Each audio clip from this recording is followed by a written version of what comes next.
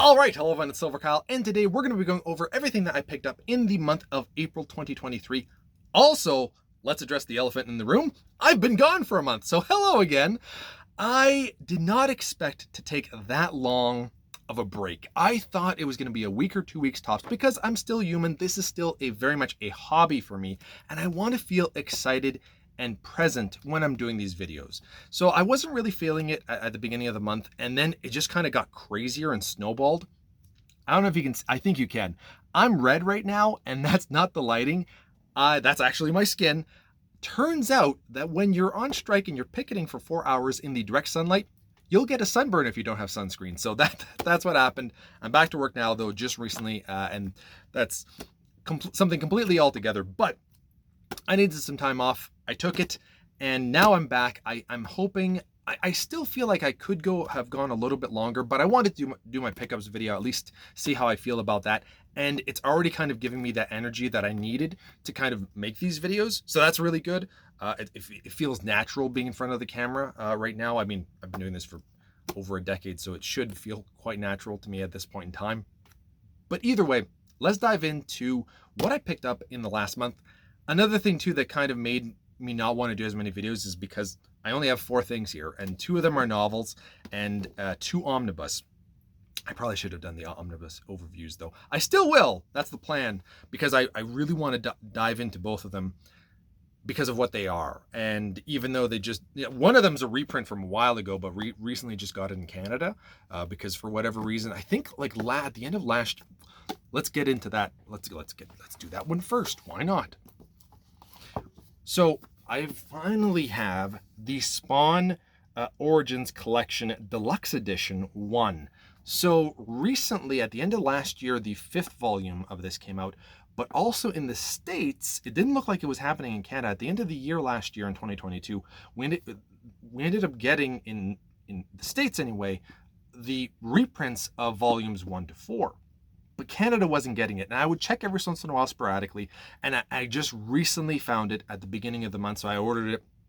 Very excited to have this and to kind of go over it. This is the way I want to reread Spawn, because I've read a lot of issues from this first collection here.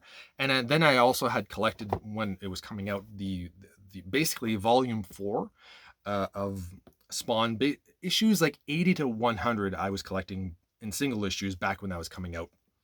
How many years ago was that? Late 90s or early 2000s. That's around the time that I feel like I was collecting those. Anyway, very much excited to have this and to be able to dive into it. And I will want to do an overview, maybe a review, because I feel like I want to read this pretty darn soon. Spawn as well is, to me, it's the big attraction is the art. The story was okay, but the art is by far just absolutely incredible. Some of the best art I've ever seen in comics in my life. Anyway, enough about that. Let's dive into Savage Avengers, which I read the first arc in trade paperback when it first came out, the trade paperback, because this came out like how old is this material? 2019. So it's been out, it's still relatively very new, and I'm really glad that they decided to do a collection of this in omnibus format, because this is just something different that caught my eye. A team with Wolverine, Punisher, I don't really know if that's Venom or just some symbiote. I'm still not sure, even though I read the first arc, and Conan. Who's this? Is that, what's her name from Daredevil? Elektra? Is that Elektra? I don't even remember. That's how long it was since I read it. But either way, I did enjoy the first arc, and I'm down to read the entire rest of this. So I'm definitely going to be doing an overview of that as well. So those are the 2 videos that I'm hoping to do this month at some point in time in May. And then I've got another few videos as well. There's the books that I want to be talking about that I will be picking up and reading, and I do have some short reviews that I want to do as well. So there's definitely a lot of stuff that I need to be doing in the next little while that I have enough material to kind of go over without picking up anything. But I'm sure that there's probably some omnibus that are releasing in May. I just don't have my list in front of me, and I haven't looked at it in quite a while. I'm being upfront and honest. I don't know what's coming out in May. I don't know what's coming out in the next few months. Like I have an idea of certain things that are coming out. I just don't know when they're coming out. I think there's quite a bit of in July and August. And then I think in the fall season, there's quite a bit as well. Either way, let's talk about the 2 novels here that I picked up. This might be a novella because it's, I think, 150 pages or something, but this is Untethered Sky by Fonda Lee. Now, Fonda Lee is known for the Jade City. I think it's a trilogy, but I've just heard so many incredible things about Jade City. I think it's called Jade City. Now I'm second guessing myself on that as well. Jade City. Okay. Is it called the Jade City? Was that just the first book? Okay, so it's called the Green Bone Saga. I was right. Jade City is the first book, Jade War, and then Jade Legacy. But it's called the Green Bone Saga, which I've heard just numerous good things. And I think that this is her first fantasy novel, like, this kind of fantasy. I don't even know what Jade City is about. I heard that it's something like mob related, kind of like The Godfather with fantasy or something. I don't even know what this is, but I think this is her true fantasy. And I do want to read this, especially 150 pages, so I will be reading this in the month of May. I'll be doing a TBR most likely. I'm hoping to do a TBR for May. And then I also picked up in April David Balducci. I don't know how to pronounce his last name, but Simply Lies. And I've read maybe, I think this is my 7th or 8th novel from this author. And I liked a lot of the John Puller novels, pretty much his John Puller books.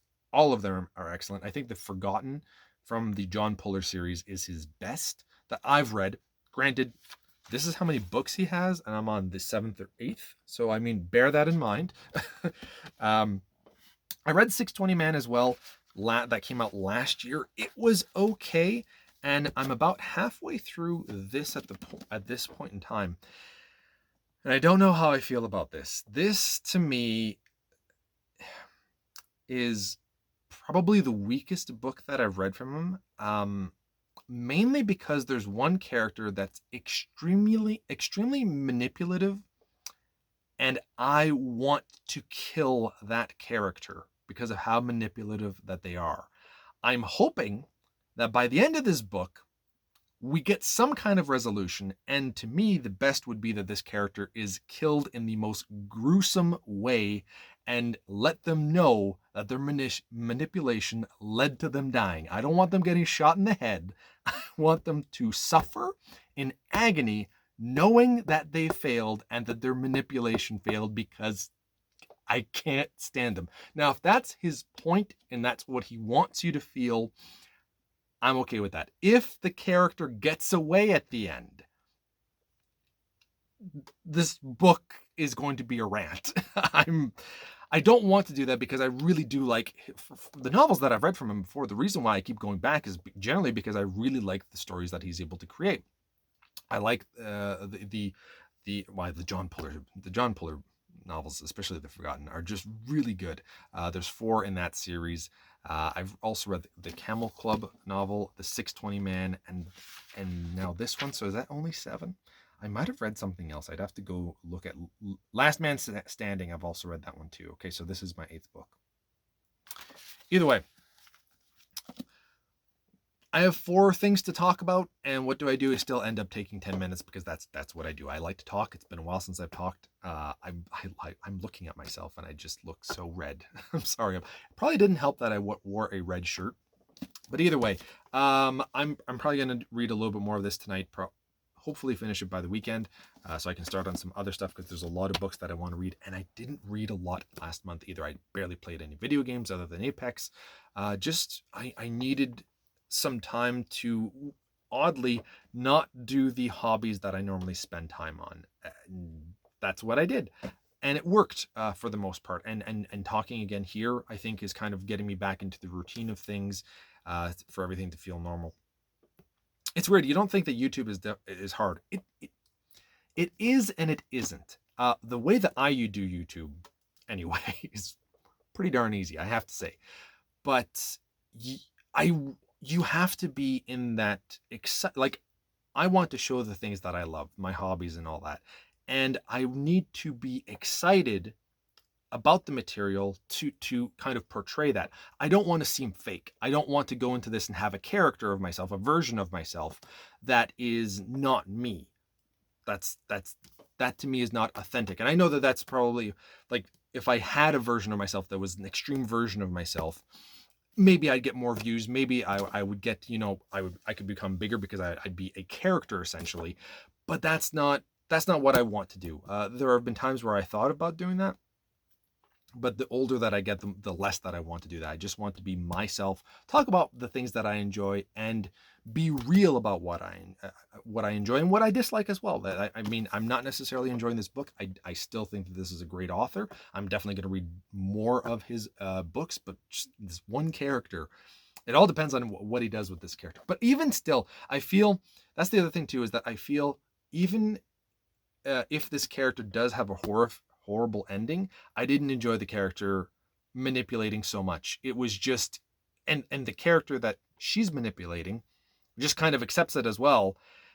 And I wanted her to fight back and just be like, well, I'm not helping you. The motivations for this is just really out of whack. And I will do a review of this because it is a 2023 novel. So, and I want to kind of review, if I have a book that comes out in the current year, I want to review it. I know that not necessarily they're going to get like, that's not really what my channel is, because I think I'm more on the omnibus side of things. So that's why I probably should be reviewing these as well. And we'll get there. We'll get there. I have some plans. So anyway, that's everything that I have in store and what I've been up to in the last little while. Let me know in the comments below what you've been up to in the last month and what you picked up in the month of April as well. Thank you all for watching. You've been bearded in Beardage.